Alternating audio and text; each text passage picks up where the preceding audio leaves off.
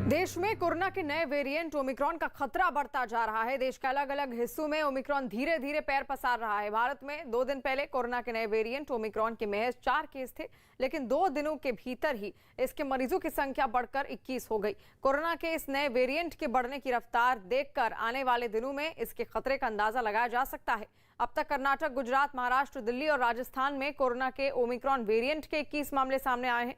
राजस्थान में 9, महाराष्ट्र में 8, कर्नाटक में 2, गुजरात और दिल्ली में 1-1 ओमिक्रॉन के मरीजों की पहचान हुई है।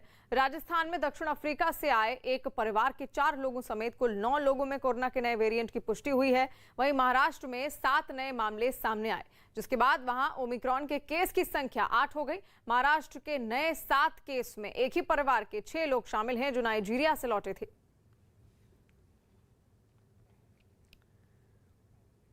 वहीं महाराष्ट्र में ओमिक्रॉन से संक्रमित मरीजों की संख्या बढ़कर 8 हो गई है। वहां पिंपरी चिंचवड़ में 6 और पुणे में ओमिक्रॉन का एक मरीज मिला। जानकारी के मुताबिक 24 नवंबर को नाइजीरिया से एक महिला अपनी 2 बेटियों के साथ अपने भाई से मिलने के लिए पिंपरी चिंचवड़ आई हुई थी। इनकी जांच रिपोर्ट में ओमिक्रॉन की पुष्टि हुई थी। इसके बाद इनके संपर्क में आए 13 लोगों का टेस्ट किया गया, जिसमें महिला के भाई और उनकी 2 बेटियों में भी कोरोना के नए वेरिएंट की पुष्टि हुई।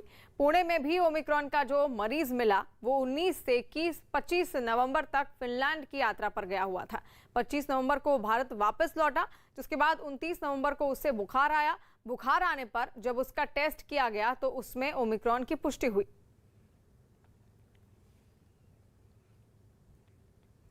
और देश में कोरोना के नए वेरिएंट ओमिक्रॉन के मरीज बढ़ते जा रहे हैं, लेकिन अब भी लोग कोविड नियमों की अनदेखी कर रहे हैं। मुंबई के गेटवे ऑफ इंडिया में कोविड नियमों की धज्जियां उड़ती हुई दिखी। देखिए हमारे संवाददाता की रिपोर्ट। साउथ अफ्रीका में मिले एक नए वेरिएंट ओमिक्रॉन के बाद जो है देश भर में हाहाकार मच गई है। ऐसे में ओमिक्रॉन ने जो है मुंबई में भी अपनी दस्तक दे दी है। मुंबई के डोंबिवली इलाके में ओमिक्रॉन का एक मरीज पाया गया है। इस वक्त हम मुंबई के गेटवे पे मौजूद हैं और मैं आपको यहाँ की तस्वीरें दिखाना चाहूंगी। आप देख सकते हैं कि गेटवे पे किस तरीके से जो है लोगों की भीड़ उमड़ी है। वैसे तो ओमिक्रॉन का जैसे ही खतरा बढ़ा था, साउथ अफ्रीका में जैसे ही पहला केस पाया गया था, उसके बाद से ही महाराष्ट्र सरकार ने और बीएमसी ने जो है जो सारी गाइडलाइंस थी उनमें काफी ज्यादा सख्ती ला दी थी और लोगों को जो है सोशल डिस्टेंसिंग का पालन करना और मास्क पहनने की जो है सरकार और बीएमसी ने जो है वो विनती की थी।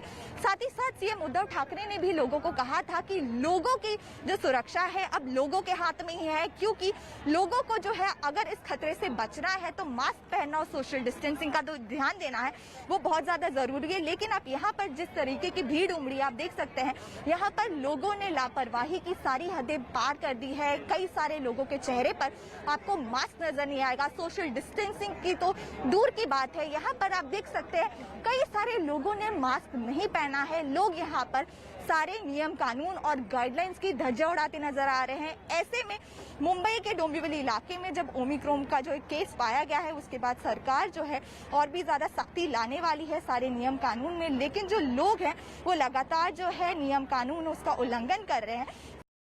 उत्तर प्रदेश के चंदौली में समाजवादी पार्टी के कार्यकर्ताओं ने जमकर बवाल किया। इस दौरान पार्टी के विधायक प्रभु नारायण सिंह की पुलिस से बहस भी हो गई। बताया गया कि मुख्यमंत्री योगी आदित्यनाथ वहां विकास कार्यों का शिलान्यास करने पहुंचे थे, तभी समाजवादी पार्टी के कार्यकर्ता मुख्यमंत्री से मिलने की जिद पर अड़ गए। जिन्हें पुलिस ने आगे बढ़ने से रोक दिया तो उनका गुस्सा 7वें आसमान पर पहुंच गया। लेकिन अपने कार्यकर्ताओं को समझाने के बजाय पार्टी विधायक प्रभु नारायण सिंह खुद पुलिस अधिकारी से भिड़ गए।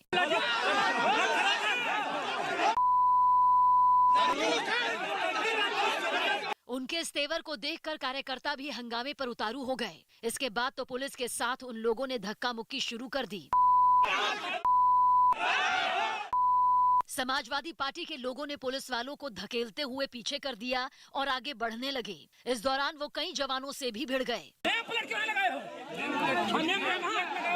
वहां के हालात तेजी से बिगड़ते जा रहे थे। कार्यकर्ता सीएम के कार्यक्रम स्थल तक जाना चाहते थे तो उन्हें पुलिस किसी तरह रोकने की कोशिश कर रही थी। लेकिन जब पानी सिर से ऊपर बहने लगा तो पुलिस को भी सख्ती बरतनी पड़ी। अब तक शांत बैठी पुलिस भी एक्शन मोड में आ गई और उसने हंगामा कर रहे कार्यकर्ताओं पर लाठी चार्ज कर दिया, जिससे वहां अफरा तफरी का माहौल बन गया। इसके बाद तो समाजवादी पार्टी के कई कार्यकर्ताओं को दौड़ा कर पीटा गया। इस कार्रवाई में कुछ लोगों को चोटें भी आईं, जिसके बाद पार्टी ने पुलिस की कार्रवाई का विरोध करना शुरू कर दिया। हमारे लोगों पर लाठीचार्ज किया है इन्होंने, अनुज सिंह ने, जिसकी हम निंदा करते हैं, उनके खिलाफ कार्रवाई की मांग करते हैं। वहीं पुलिस का दावा है कि हंगामा होने पर ये सख्ती बरती गई। बिल्कुल परमिशन नहीं था और पूर्व में भी संपर्क किया गया था, उनके द्वारा बताया गया था जो भी आपका ज्ञापन है वो आप शांतिपूर्वक दीजिए। इससे पहले एसपी, विधायक और पुलिस के बीच काफी देर तक बहस भी होती रही, जिसके बाद ये पूरा बवाल शुरू हुआ। और राजस्थान में भी ओमिक्रॉन के 9 मरीजों के मिलने के बाद हड़कंप मच गया। वहां एक ही परिवार के 4 लोग कोरोना के इस नए वेरिएंट से संक्रमित पाए गए हैं। ओमिक्रॉन से संक्रमित पाया गया परिवार 10 दिन पहले ही दक्षिण अफ्रीका से लौटा था। इसके बाद परिवार के लोग जयपुर में एक शादी समारोह में शामिल हुए थे। बाद में इनके संपर्क में आए 5 दूसरे लोग भी ओमिक्रॉन से संक्रमित पाए गए। दक्षिण अफ्रीका से लौटे परिवार के संपर्क में आए कुल 34 लोगों की जीनोम सीक्वेंसिंग करवाई गई थी, जिनमें 9 लोगों में कोरोना के नए वेरिएंट की पुष्टि हुई। दिल्ली के मुख्यमंत्री अरविंद केजरीवाल के घर के बाहर गेस्ट टीचरों ने पक्की नौकरी और काम सामान वेतन की मांग को लेकर धरना दिया। इन शिक्षकों का समर्थन करने पंजाब कांग्रेस के अध्यक्ष नवजोत सिंह सिद्धू भी पहुंच गए, जिनको देख धरने पर बैठे इन टीचरों का जोश हाई हो गया और उन्होंने नवजोत सिंह सिद्धू के साथ मिलकर मुख्यमंत्री अरविंद केजरीवाल के खिलाफ जमकर नारेबाजी की।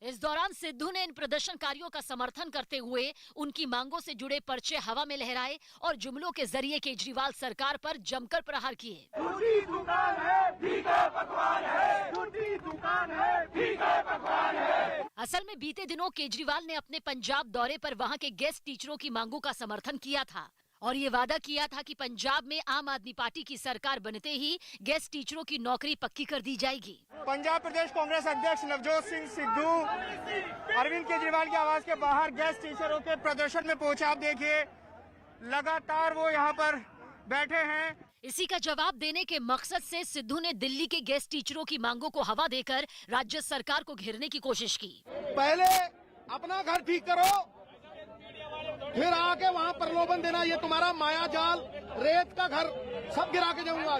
इन गेस्ट टीचरों के प्रदर्शन को देखते हुए केजरीवाल के घर के बाहर पुलिस का भारी बंदोबस्त नजर आया, ताकि प्रदर्शनकारी आगे बढ़ने की कोशिश करें तो उन्हें फौरन रोका जा सके। लेकिन सिद्धू के इन आरोपों पर आम आदमी पार्टी ने भी पलटवार में देरी नहीं लगाई और उसके नेता राघव चड्ढा ने जानकारी आपको दे दें कि सिद्धू के इस रवैये की तुलना अभिनेत्री राखी सावंत से कर दी। नवजोत सिंह सिद्धू साहब पंजाब की सियासत के राखी सावंत हैं। उन्हें ड्रामा करना आता है, ड्रामे के शौकीन हैं। और दिल्ली में भी कोरोना के नए वेरिएंट ओमिक्रॉन ने दस्तक दे दी है। न्यूज 18 के जावेद मंसूरी की खबर है कि दिल्ली में ओमिक्रॉन का पहला मरीज मिला है। बताया गया कि वो आदमी कुछ रोज पहले तंजानिया से वापस लौटा था और एयरपोर्ट पर हुई कोरोना जांच में वो कोरोना पॉजिटिव पाया गया। इसके बाद उसके सैंपल को जीनोम सीक्वेंसिंग के लिए भेजा गया, जिसकी पहली रिपोर्ट में उस शख्स में ओमिक्रॉन वेरिएंट की पुष्टि हुई है। ये जानकारी खुद दिल्ली के स्वास्थ्य मंत्री सत्येंद्र जैन ने दी। मरीज की रिपोर्ट को एक बार फिर लैब भेजा गया है, जिसकी रिपोर्ट आ जाएगी। 17 पॉजिटिव पेशेंट्स एलएनजेपी में भर्ती किए गए हैं। जो भी पॉजिटिव आता है उसको सीधा एलएनजेपी में भर्ती किया जाता है। साथ में 6 उनके कॉन्टैक्ट्स, मतलब 23 लोग हो गए, 6 कॉन्टैक्ट्स जैसे फैमिली मेम्बर्स हैं तो वो साथ में हैं। उनको टेस्टिंग के लिए उनकी रिपोर्ट के इंतजार किया जा रहा है। टेस्टिंग दोबारा कराई गई है। तो 17 जो पॉजिटिव हैं उसमें जीनोम सीक्वेंसिंग कराई गई, तो अभी तक 12 लोगों की जीनोम सीक्वेंसिंग की हो चुकी है और एक उसमें से जो है ओमिक्रॉन का पेशेंट लगता है कि जो तंजानिया से आया है। तो उसके प्रीलिमिनरी रिपोर्ट के अंदर वो पॉजिटिव हैं ओमिक्रॉन से। फिर भी जो लैब से फाइनल रिपोर्ट इशू की जाएगी वो कल की जाएगी। और दिल्ली में मिला ओमिक्रॉन का पहला मरीज एलएनजेपी अस्पताल में भर्ती है। ओमिक्रॉन के इस मरीज में उसके गले में खराश, कमजोरी, शरीर में दर्द जैसे लक्षण हैं। डॉक्टरों की एक टीम मरीज की निगरानी में लगातार जुटी हुई है। ओमिक्रॉन तेजी से फैलने वाला वेरिएंट है, लेकिन डॉक्टरों का कहना है कि इससे डरने की जरूरत नहीं है। तंजानिया से ट्रैवल करके अंतर्राष्ट्रीय हवाई अड्डा दिल्ली से आया था हमारे पास लोकनायक में और अभी हमारे यहाँ भर्ती है।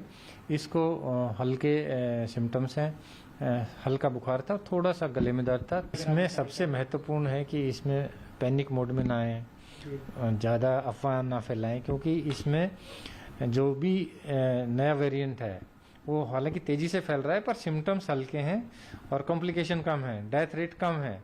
सबसे महत्वपूर्ण है कि धैर्य बना के रखें और सोशल डिस्टेंसिंग का पालन करें। दिल्ली में पहला ओमिक्रॉन कंफर्म केस आ गया है। ये एक्सपेक्टेड ही था, क्योंकि पूरी दुनिया मोबाइल है और वायरस फैलता है, तो ये इस वायरस को आना ही था। भारत के दूसरे शहरों में भी कुछ एक केसेस पॉजिटिव आए हैं। इसकी ट्रांसमिसिबिलिटी सर्टनली पहले वायरस से ज़्यादा है, लेकिन ये सीवियर डिजीज अभी तक के रिपोर्टों के मुताबिक नहीं करता है, तो जो एक अच्छी बात है। अगर हाई ट्रांसमिसिबिलिटी हो लेकिन डिजीज सीवियरिटी कम हो, तो कोविड के हिसाब से ये बहुत खराब खबर नहीं है। हिमाचल की 100% आबादी को वैक्सीन लग गई। हिमाचल प्रदेश देश का ऐसा राज्य बन गया जहां 100% आबादी को वैक्सीन की दोनों डोज लगाई जा चुकी है। हिमाचल सरकार के स्वास्थ्य विभाग ने दावा किया कि उन्होंने राज्य में वैक्सीनेशन के लक्ष्य को एक दिन पहले ही पूरा कर लिया। आज हम हिमाचल प्रदेश में first dose 100%, second dose 100%। Lucknow में प्रशासन ने गरीब और जरूरतमंद लोगों के लिए क्लॉथ बैंक की शुरुआत की है। इस योजना के तहत लखनऊ में 8 केंद्र खोले गए, जिनमें कोई भी शख्स गरीबों के लिए कपड़े दान कर सकता है। गरीब और जरूरतमंद लोगों को भीषण सर्दी से बचाना इस योजना का मकसद बताया गया। स्वयं आकर के इन स्थानों पर अपने कपड़े को दे सकते हैं।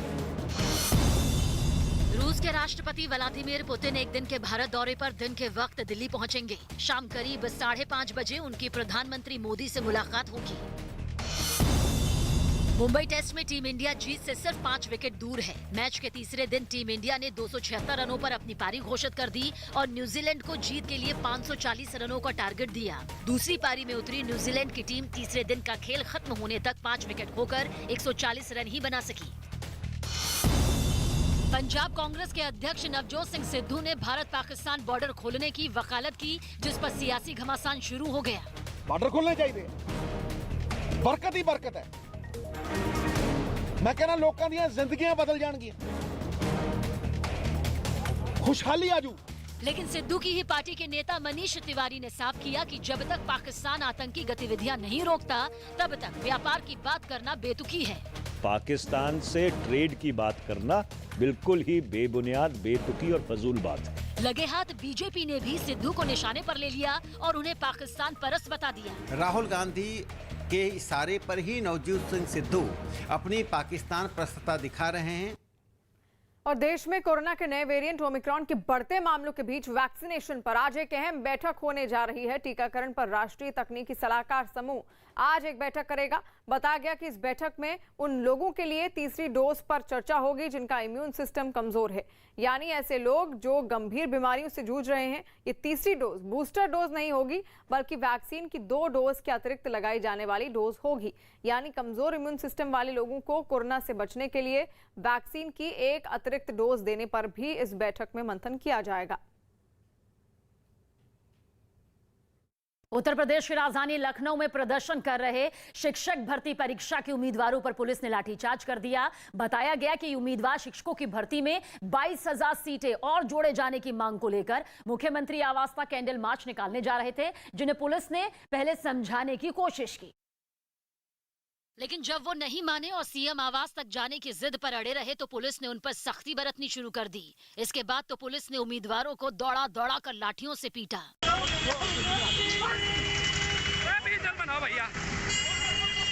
इस दौरान कुछ उम्मीदवार पुलिस की लाठी से बचने की कोशिश में भागते हुए जमीन पर गिर गए। इसके बावजूद उन्हें पीटने के लिए पुलिस वालों के हाथ और पैर नहीं रुके। सामने आई तस्वीर में देखा कि उस सड़क पर कई गाड़ियां भी पूरी रफ्तार से गुजर रही थी, लेकिन उम्मीदवार उनकी परवाह किए बगैर इधर उधर भागते नजर आए। हालांकि शिक्षक भर्ती परीक्षा में सीटें बढ़ाने की मांग वो पिछले कई महीने से कर रहे हैं, जिस पर हुई लाठीचार्ज के बाद राज्य की सियासत भी गर्मा गई। कांग्रेस ने इस मामले को तुरंत लपकते हुए योगी सरकार पर हमला करना शुरू कर दिया।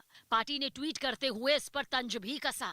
वहीं राहुल गांधी ने भी अपने ट्वीट के जरिए यूपी सरकार को घेरने की कोशिश की। इसके बाद समाजवादी पार्टी के अध्यक्ष अखिलेश यादव ने उन उम्मीदवारों से मुलाकात की और राज्य की बीजेपी सरकार को निशाने पर ले लिया। ये लैपटॉप बांटने वाले लोग नहीं हैं, ये लाठी मारने वाले लोग हैं। जितना इन्होंने अपमानित किया है उसी रफ्तार से वोट पड़ेगा। वहीं पुलिस की इस कार्रवाई से कई उम्मीदवार जख्मी हो गए।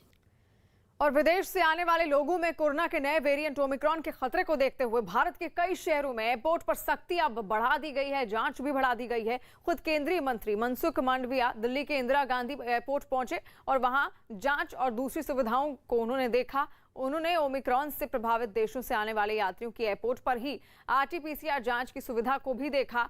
बताया गया कि दिल्ली के एयरपोर्ट के टर्मिनल 3 पर 35 RT-PCR टेस्टिंग मशीन लगाई गई हैं, जहां 30 मिनट से भी कम समय में जांच पूरी कर ली जाती है।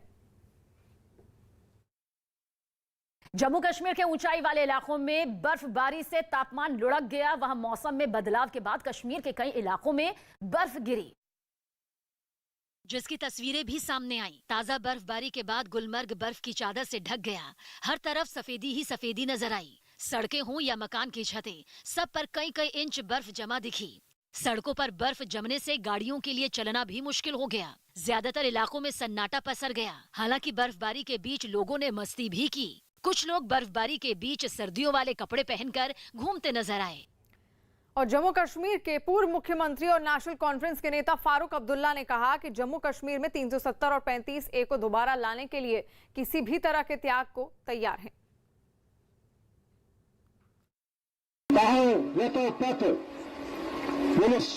ज्यादा किसान मूद पैसों बे किसानन हज वापस नीन तम 3 बिल किसानों कुर्बानी दित अस खबर कुर्बानी दिन तम हक वापस अन्न थो याद अस वादे कोर्मुत कि 65 तो 5 अनावस वापस ये रियासत अनावस वापस यह कुर्बानी दिन था तैयार। बीजेपी ने फारूक के बयान पर निशाना साधा और कहा कि वो जम्मू कश्मीर में अमन और शांति खत्म करना चाहते हैं। किसान कानून तो बहाना है, 370 के नाम पर जम्मू कश्मीर में अमन और शांति को भंग करवाना है और वहां पर लोगों को भड़काना है। इसीलिए जिस फारूक अब्दुल्ला साहब ने पहले भी वकालत की थी कि वो चीन के समर्थन से 370 को लागू करेंगे जम्मू कश्मीर में, आज फिर से भड़काने की कोशिश कर रहे हैं 370 के नाम पर। दरअसल ये 370 नहीं, ये अलगाववाद, आतंकवाद और परिवारवाद को पुनर्जीवित करना चाह रहे जम्मू कश्मीर में।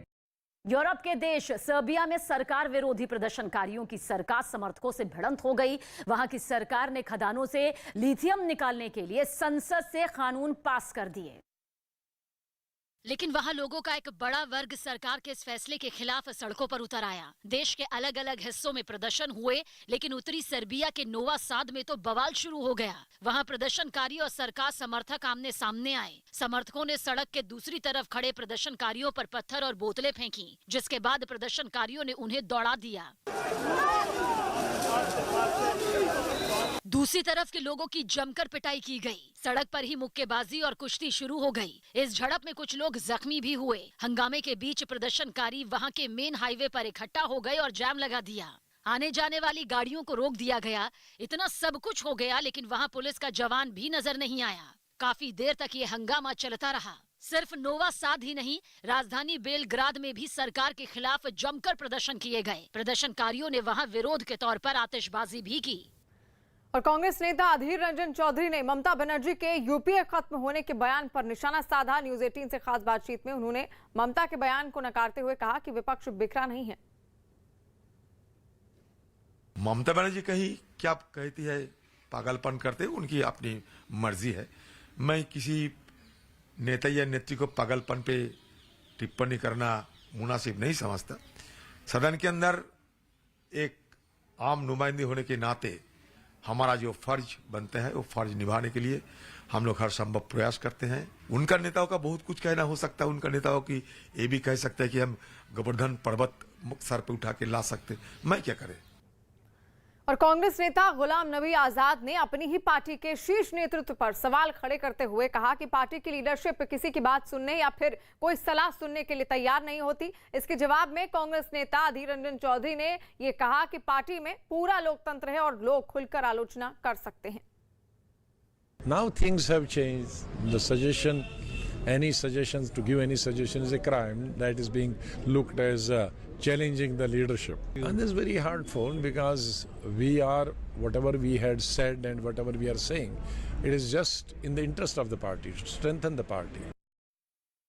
मुझे पता नहीं, क्योंकि मैं तो जब चाहते आलोचना कर सकते, और हमारे पार्टी में CWC भी है, वहाँ भी सब शामिल होते हैं और हमारे आला कमान हम सबको बुलाते हैं, हम सबसे राय मांगते हैं, राय मशवरा करके कोई नतीजा निकालते हैं। मुझे इस तरीके की जानकारी बिल्कुल नहीं है। जो कहते हैं आप उन लोगों को पूछिए, मुझे जरा सा भी जानकारी नहीं है इस विषय पे, क्योंकि आज तक कभी मुझे ये नहीं लगा कि हमारा आला कमान हमारे बात नहीं सुनते। नागालैंड के मौन जिले में फायरिंग के दौरान हुई नागरिकों की मौत पर राज्य सरकार ने जांच के आदेश दे दिए। राज्य के मुख्यमंत्री ने ट्वीट कर इस घटना पर दुख जाहिर किया और मामले की SIT जांच के आदेश दिए। साथ ही उन्होंने लोगों से शांति कायम रखने की अपील भी की। सेना की ओर से जारी बयान में बताया गया कि असम राइफल्स को मौन जिले में उग्रवादियों के मूवमेंट की खुफिया जानकारी मिली थी, जिसके आधार पर असम राइफल्स के जवानों ने उग्रवादियों के खिलाफ ऑपरेशन चलाया। सेना ने फायरिंग के दौरान हुई नागरिकों की मौत पर दुख जताया और घटना की उच्च स्तरीय जांच के आधार पर कार्रवाई की बात कही। बताया गया कि इस घटना में एक जवान की मौत भी हो गई, कई गंभीर रूप से जख्मी हो गए। और यूपी के बुलंदशहर में आरएलडी नेता हाजी यूनुस ने अपने ऊपर हमले का आरोप लगाया। पूर्व ब्लॉक प्रमुख हाजी यूनुस ने यह आरोप लगाया कि उनके काफिले पर अंधाधुंध फायरिंग की गई, जिसमें 4 लोग घायल हो गए। हाजी यूनुस 2 दिन पहले ही बीएसपी छोड़कर आरएलडी में शामिल हुए हैं। बताया गया कि वो एक शादी से वापस आ रहे थे, तभी उनके काफिले पर हमला हुआ है। पुलिस ने हमलावरों की गिरफ्तारी के लिए 4 टीमों को बना दिया है, जो हमलावरों की तलाश में जुटी हैं। आरोप है कि हाजी यूनुस के भतीजे ने ही उन पर हमला करवाया है, जो अभी जेल में बंद हैं। 5 या 6 जितने भी थे बदमाशों ने अटैक कर दिया, 50 से 60 गोली चलाई है। जबकि मैं एडमिनिस्ट्रेशन को कम से कम 6 महीने से अवगत करा रहा हूँ, लेकिन अभी तक किसी सिक्योरिटी का या उस पर कोई कार्रवाई नहीं हुई। बहुत सारे बदमाशों के मैंने पहले नाम भी बताए, गाड़ियों के नंबर भी दिए, असले भी बताए कि AK-47 लगे यहाँ घूम रहे हैं, लेकिन अभी तक उसमें कोई कार्रवाई नहीं। बदमाश किस गाड़ी में सवार थे यूनुस भाई? शायद सेंट्रो है या स्विफ्ट है, मतलब छोटी गाड़ी। कोई पहचान नहीं हो पाई। सवार में गोली नहीं चलाई, हम जैसे शादी में से निकले, घर के बराबर में वो खड़े थे, वहां से उन्होंने गोलियां चला दी। अमित शाह ने जयपुर में रोड शो किया।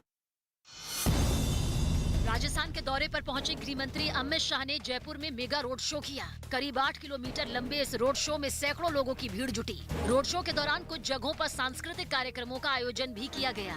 इसके बाद बीजेपी के जन प्रतिनिधि संकल्प सम्मेलन को संबोधित करते हुए अमित शाह ने ऐलान किया कि राजस्थान चुनाव में उनकी पार्टी की तरफ से CM का कोई चेहरा नहीं होगा। मोदी जी के नेतृत्व में फिर से एक बार राजस्थान में भाजपा का ध्वज फहराएंगे। रक्षा मंत्रालय ने जानकारी दी कि भारतीय सेना 6 दिसंबर से 11 दिसंबर के बीच मालदीव की सेना के साथ साझा अभ्यास करेगी। ये साझा अभ्यास मालदीव के कार्डू आइलैंड पर होगा। 2 दिन के वाराणसी दौरे पर पहुंचे केंद्रीय मंत्री धर्मेंद्र प्रधान ने वृहद स्वच्छता अभियान की शुरुआत की। इस दौरान उन्होंने वाराणसी की सड़कों पर झाड़ू भी लगाया। इस मौके पर उनके साथ बीजेपी के प्रदेश अध्यक्ष स्वतंत्र देव सिंह भी मौजूद थे। एक जन आंदोलन आज से फिर शुरू किया जा रहा है। गुजरात में मिले ओमिक्रॉन वेरिएंट के मरीज का इलाज जामनगर में रिलायंस कोविड केयर सेंटर में जारी है। एक दिन पहले ही गुजरात में ओमिक्रॉन वेरिएंट का एक नया मामला सामने आया था। पूरा जो एरिया है वो भी माइक्रो कंटेनमेंट जोन जाहिर कर दिया है। गुजरात में कोरोना के नए वेरिएंट ओमिक्रॉन का मरीज मिलने के बाद मुंबई के नगर निगम BMC ने रेलवे स्टेशनों पर टेस्टिंग तेज कर दी। इसकी वजह ये है कि रोजाना बड़ी संख्या में गुजरात से लोग ट्रेनों के जरिए मुंबई पहुंचते हैं। महाराष्ट्र और उसके आसपास के 2 राज्यों गुजरात और कर्नाटक में ओमिक्रॉन वेरिएंट का मरीज मिलने के बाद एयरपोर्ट के बाद अब स्टेशनों पर भी चेकिंग बढ़ा दी गई है। बताया गया कि नए वेरिएंट के सामने आने से पहले जहां रेलवे स्टेशनों पर कोरोना की जांच के लिए 1-2 काउंटर ही नजर आते थे, उनकी संख्या अब दोगुनी कर दी गई। वहीं बीएमसी की मेयर किशोरी पेडनेकर ने लोगों से जांच में सहयोग की अपील की। डरने की बात नहीं, सावध और सजग रहो, इसको भी हम हरा सकते हैं। दिल्ली के अंबेडकर नगर से एक रोंगटे खड़े कर देने वाला वीडियो सामने आया। वहां पर सरेआम 2 लड़कों ने एक बुजुर्ग पर हमला कर दिया। बताया गया कि उस बुजुर्ग ने उन्हें सड़क पर गलत तरीके से मोटरसाइकिल चलाने पर टोका, जिसके बाद उन लड़कों ने उन्हें बीच सड़क पर पीटना शुरू कर दिया। इस घटना की सीसीटीवी फुटेज भी सामने आई, जिसमें 2 लड़के डंडों से सड़क पर गिरे बुजुर्ग को पीटते हुए दिखाई दिए। हमलावरों से बचने के लिए पिट रहे बुजुर्ग ने खूब हाथ पैर चलाए, लेकिन इसका उन्हें कोई फायदा नहीं हुआ। वहां खड़े कुछ लोग तो डर की वजह से वहां से चले गए, लेकिन थोड़ी ही देर में एक आदमी बीच बचाव करने के लिए वहां पर पहुंचा, जिसे हमलावरों ने धक्का देकर हटा दिया। इसके बाद उस बुजुर्ग पर इतने डंडे बरसाए गए कि वो सड़क पर ही बेहोश हो गए। इसी बीच हमलावरों का एक साथी वहां पहुंचा और उन्हें अपने साथ लेकर चला गया। उत्तर प्रदेश के कानपुर से हैरान करने वाली कुछ तस्वीरें सामने आई। वहां एक हत्या के आरोपी को भीड़ के चंगुल से छुड़ाने गई पुलिस टीम पर लोगों ने हमला कर दिया, जो किसी तरह से बचने में कामयाब रहे, लेकिन भीड़ का गुस्सा शांत नहीं हुआ और जब पुलिस वाले आरोपी को गाड़ी में बैठाकर वहां से ले जाने लगे तो कुछ लोगों ने पुलिस की गाड़ी पर ही हमला कर दिया। इस दौरान एक पुलिस वाले ने लाल शर्ट पहने एक हमलावर को पकड़ लिया और उस पर काबू पाने की कोशिश की, मगर वहां मौजूद भीड़ ने उस पुलिस वाले से ही धक्का मुक्की शुरू कर दी। ये देख दूसरे पुलिस वाले फौरन हरकत में आए और अपने साथी को किसी तरह भीड़ के चंगुल से बचाने में कामयाब रहे।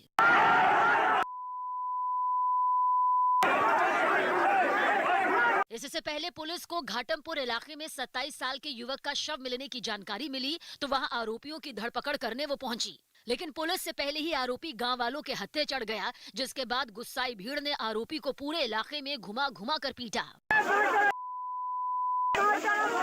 पुलिस वाले किसी तरह आरोपी को बचाने की कोशिश करते नजर आए, मगर उनकी ये कोशिश भीड़ के आगे नाकाफी साबित हुई। कोई आरोपी को थप्पड़ मारता तो कोई उस पर लात घूंसे बरसाता दिखा। हालांकि कुछ घंटों की कड़ी मशक्कत के बाद पुलिस किसी तरह आरोपी को थाने ले जाने में सफल रही। देश को कोरोना के खिलाफ बड़ी कामयाबी मिली। कोरोना के खिलाफ जंग में देश को बड़ी कामयाबी मिली। स्वास्थ्य मंत्री मनसुख मांडविया ने बताया कि देश में 50% लोग ऐसे हैं जिन्हें वैक्सीन की दोनों डोज लग चुकी है। प्रधानमंत्री नरेंद्र मोदी के 7 दिसंबर को होने वाले गोरखपुर दौरे की तैयारियों का जायजा लेने के लिए यूपी के सीएम योगी आदित्यनाथ गोरखपुर पहुंचे। उन्होंने बताया कि प्रधानमंत्री गोरखपुर में एम्स समेत 9600 करोड़ की 3 योजनाओं का उद्घाटन करेंगे। जो विपक्ष के लिए नामुमकिन था, मोदी जी ने उसके मुमकिन बनाया। उत्तराखंड के केदारनाथ धाम में भारी बर्फबारी के बाद तापमान में काफी गिरावट आई। हालांकि बर्फबारी के बाद वहां खिली धूप ने लोगों को कुछ राहत भी दी। केदारनाथ धाम के कपाट बंद हो चुके हैं, लेकिन कुछ साधु और विकास परियोजनाओं से जुड़े लोग वहां रह रहे हैं। दिल्ली के मुख्यमंत्री अरविंद केजरीवाल ने गोवा में महिलाओं के लिए कई वायदे किए। उन्होंने ऐलान किया कि चुनाव जीतने की सूरत में गोवा में 18 साल से ऊपर की महिलाओं को हर महीने 1000 रुपए दिए जाएंगे। आम आदमी पार्टी गोवा के लोगों के विकास के लिए पूरा प्लान तैयार कर रही है।